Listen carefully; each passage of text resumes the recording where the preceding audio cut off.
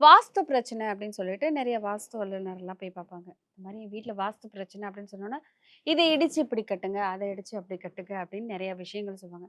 வீட்டை இடிக்காமலே வாஸ்துவ சரி பண்ணணும். வீட்டை இடிக்காமலே சில விஷயங்கள வாஸ்துப்படி சரி பண்ணணும்னா, என்ன விஷயங்கள்லாம் பண்ணணும்? இந்த வாஸ்து அப்படின்றதே சமீப காலத்துல தானம்மா ரொம்ப வந்து பிரசித்தியா பேசப்படுது இல்லைங்களா? இப்ப ஒண்ணும் இல்லம்மா, பழைய அரண்மனைகள்லாம் நீங்க போய் பாருங்க. இந்த காரைக்குடி பக்கத்துலலாம் நெறைய அரண்மனைகள் இருக்கு பார்த்தீங்களா? ஜமீன்தாரோட இல்லம் இதெல்லாம் போய் பார்த்தீங்கன்னா, எந்த விதத்திலயும் வாஸ்து இருக்காது.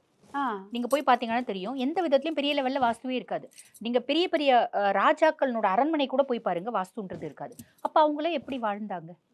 அவங்க வந்து பாருங்க, யானை முதல் பூனை வரை வளர்த்தாங்க. ஆமா.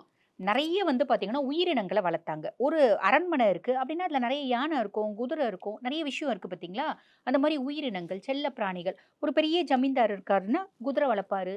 யானை வளர்க்குறாரோ இல்லையோ, கடைசி நாய் வளர்ப்பாரு. இந்த மாரி உயிரினங்கள், வண்ண மீன்கள் வளர்ப்பாங்க. இந்த மாரி உயிரினங்கள் நெறைய வீட்ல தொட்டியில சும்மா வந்து பார்த்தீங்கன்னா, இந்த ஏரி மீன கூட நெறைய விட்டு வச்சிருப்பாங்க. தாமரை மலர் வைக்கிறது. அந்த மாரி நெறைய நம்ம பார்த்துருப்போம் பார்த்தீங்களா? எந்த அளவுக்கு வீட்ல உயிரினங்கள் இருக்கோ, அந்த அளவுக்கு வாஸ்து தோஷம் அப்டின்றது நல்லிஃபை ஆயிடும்.